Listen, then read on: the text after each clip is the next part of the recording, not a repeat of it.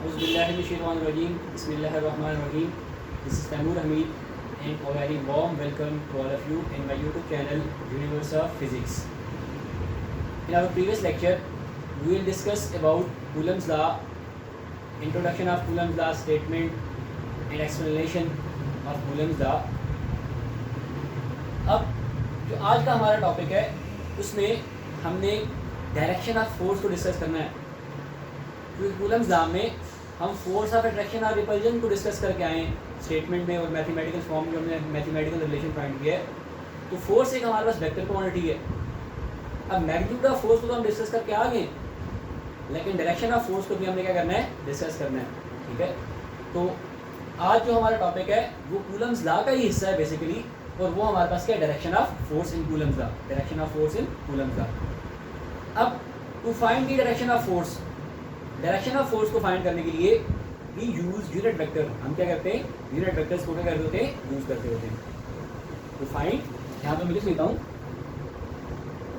To find the direction of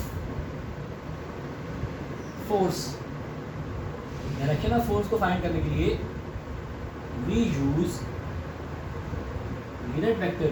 हम क्या करते हैं, यूनिट वेक्टर यूज करते हैं along the line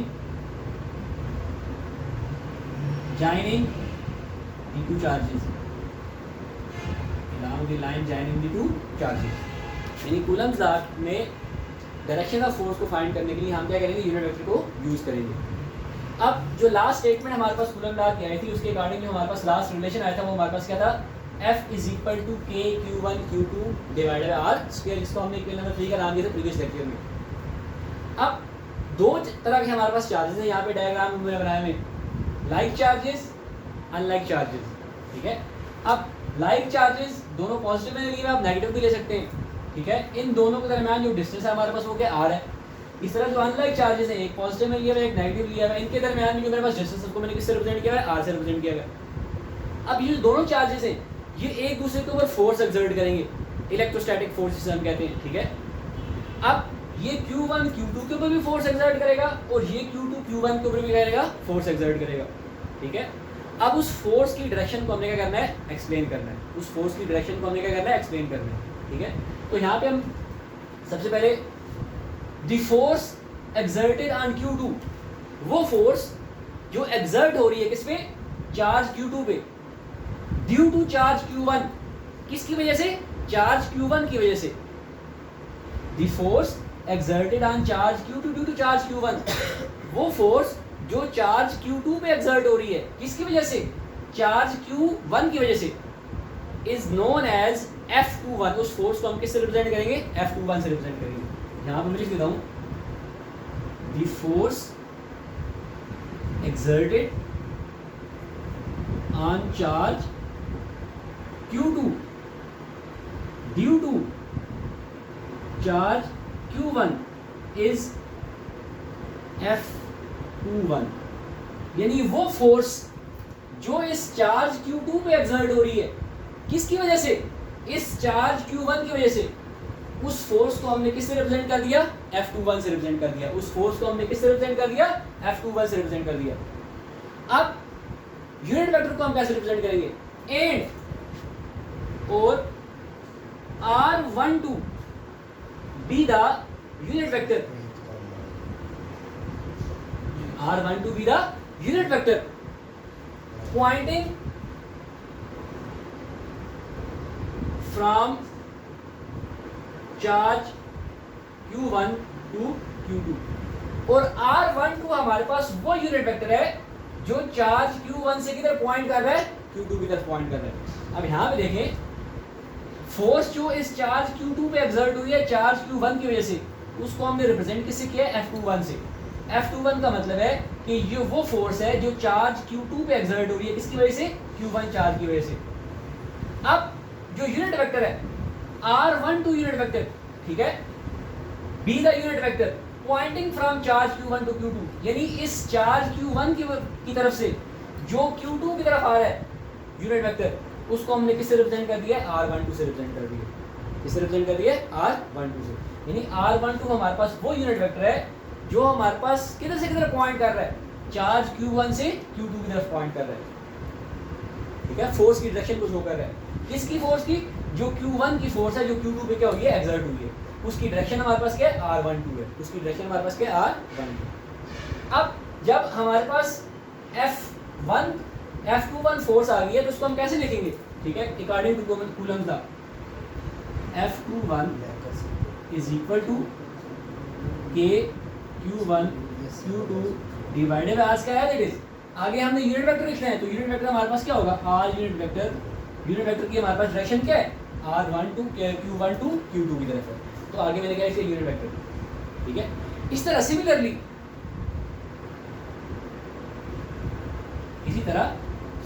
इसी तरह वो फोर्स जो चार्ज Q1 पे एक्सर्ट होगी, किसकी वजह से, चार्ज Q2 की वजह से, the force exerted on charge Q1 due to charge Q, यानी वो फोर्स जो इस चार्ज Q1 पे एक्सर्ट हो रही है, किसकी वजह से, Q2 की वजह से, उस फोर्स को हम किससे रिप्रेजेंट करेंगे, F12 से रिप्रेजेंट करेंगे, किससे रिप्रेजेंट करेंगे, F12 से। Similarly the force exerted on charge Q1 due to charge Q2 is F12, यानी वो फोर्स जो चार्ज Q1 पे एक्सर्ट हो रही है, किसकी वजह से, इस चार्ज Q2 की वजह से, उसको मैंने किससे रिप्रेजेंट कर दिया, F12 से रिप्रेजेंट कर दिया, ठीक है। और इस तरह and R21 be the unit vector, और R21 हमारे पास क्या होगा, यूनिट वेक्टर होगा pointing from charge Q2 to Q1, जो किधर से किधर पॉइंट कर रहा होगा, चार्ज Q2 से Q1 की तरफ, यानी जो हमारे पास फोर्स एक्सर्ट हुई है इस चार्ज Q1 पे, वो फोर्स हमारे पास कौन सी है, चार्ज Q2 की फोर्स है, ठीक है, और उस फोर्स की हमारे पास डायरेक्शन क्या है, फ्रॉम Q2 टू Q1, ठीक है। तो उसको शो करने के लिए, फोर्स की डायरेक्शन को शो करने के लिए हम जो यूनिट वेक्टर यूज कर रहे हैं वो R21 यूनिट वेक्टर यूज कर रहे हैं। तो ये R2 यूनिट वेक्टर हमारे पास क्या पॉइंट कर रहा है, पॉइंटिंग हमारे पास कर रहा है फ्रॉम चार्ज Q2 Q1, यानी ये वो फोर्स है जो चार्ज Q2 से किधर लग रही है, Q2 के ऊपर लग रही है, उस फोर्स की जो हम डायरेक्शन फाइंड कर रहे हैं उसके लिए हम जो यूनिट वेक्टर यूज कर रहे हैं उसको हम क्या कहते हैं, R21 कहते हैं, उलट एक दूसरे का सारा, ठीक है। तो इसी तरह जब हमारे पास फोर्स 1-2 होगी, ठीक है, उसके लिए हमारे पास कूलम्स लॉ क्या कहेगा, F12 एरो हम डायरेक्शन की शो कर रहे हैं is equal to K Q1 Q2 divided by R क्या है, इट इज। अब यहाँ पे भी हमने यूनिट वेक्टर लिखते हैं, तो यूनिट वेक्टर हमारे पास यहाँ पे क्या होगा, R यूनिट वेक्टर 2। अब ये जो दोनों हमने फोर्सेस फाइंड की, दोनों चार्जेस की जो एक दूसरे की फोर्सेस एक्सर्ट हो रही थी, इसमें हमने एक रिजल्ट फाइंड किया कि हमारे पास जो R12 है और R21 है, जो हमारे पास R12 है और जो क्या है R21, ये दोनों एक दूसरे के क्या है, अपोजिट है, ये दोनों एक दूसरे के क्या है, अपोजिट। तो इसको लेट्स सपोज मैं इक्वेशन नंबर ए कह देता हूँ, इसको इक्वेशन नंबर बी कह देता हूँ। तो हम यहाँ पे कह सकते हैं from equation A and B, equation A और बी से हमने ये अंदाज़ा लगाया कि हमारे पास जो R12 है, जो हमारे पास क्या है, R यूनिट वेक्टर 1-2, वो हमारे पास किसकी इक्वल है, -R21 की इक्वल है, किसकी इक्वल है, -R21 की, यानी कि जो हमारे पास F21 की फोर्स है, F21 फोर्स है और F12 फोर्स है, इन दोनों की जो हमारे पास मैग्नीट्यूड है वो तो सेम है फोर्सेस का, लेकिन इन दोनों की जो हमारे पास डायरेक्शन है वो एक दूसरे के क्या है, अपोजिट है, वो एक दूसरे के अपोजिट। तो यूनिट वेक्टर हमें यही बता रहे हैं कि R12 is equal to -R21। It's mean कि जो फोर्सेस है हमारे पास उनका मैग्नीट्यूड सेम है, उनका मैग्नीट्यूड क्या है, सेम है, लेकिन डायरेक्शन उनकी क्या है, अपोजिट है, लेकिन डायरेक्शन उनकी क्या है, अपोजिट है। तो इस तरह यूनिट वेक्टर्स को यूज़ करते हुए हम डायरेक्शन ऑफ फोर्सेस को कहते हैं, एक्सप्लेन करते हैं, ठीक है। तो हम यहाँ साथ में लिख सकते हैं, forces have same magnitude, forces have same magnitude but opposite direction.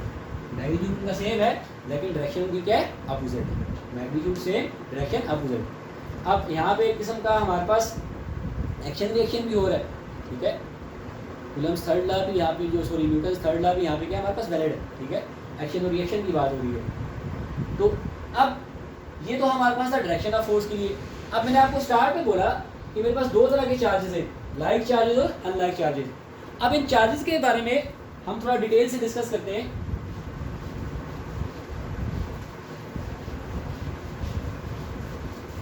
यहाँ पे मैं कॉलम बना देता हूँ, लाइक चार्जेस और unlike charges, like charges and unlike charges. अब इनको हम डिटेल से डिस्कस करते हैं कि लाइक चार्जेस में हमारे पास क्या होता है और अनलाइक चार्जेस में हमारे पास क्या होता है। ठीक है, अब जो हमारे पास लाइक चार्जेस होते हैं, जो हमारे पास क्या होते हैं लाइक चार्जेस, इनका जो हमारे पास प्रोडक्ट होता है, इनका जो हमारे पास होता है प्रोडक्ट, वो हमेशा क्या होता है पॉजिटिव होता है, वो हमेशा क्या होता है पॉजिटिव होता है। यानी product of like charges Q1 Q2 is always positive. पहली बात, प्रोडक्ट ऑफ Q1 Q2 यानी जो लाइक चार्जेस है Q1 Q2 is always positive, वो हमेशा आपके पास क्या होता है पॉजिटिव होता है। ठीक है, अब इस तरह unlike charges, product of Q1 Q2 जो हमारे पास अनलाइक चार्जेस होंगे is always negative, is always negative. Simple सी बात है, इसको अगर आप देख लें, दो अगर आपके पास लाइक चार्जेस हैं प्लस प्लस, ठीक है, सेम चार्जेस, ठीक है, तो इनका प्रोडक्ट भी आपके पास क्या होगा पॉजिटिव होगा। ठीक है, इस तरह अगर आप माइनस माइनस है, ठीक है, माइनस को माइनस से मल्टीप्लाई करेंगे तो माइनस इंटू माइनस प्लस, इन दोनों का जो प्रोडक्ट आएगा वो भी हमारे पास क्या आएगा पॉजिटिव आएगा।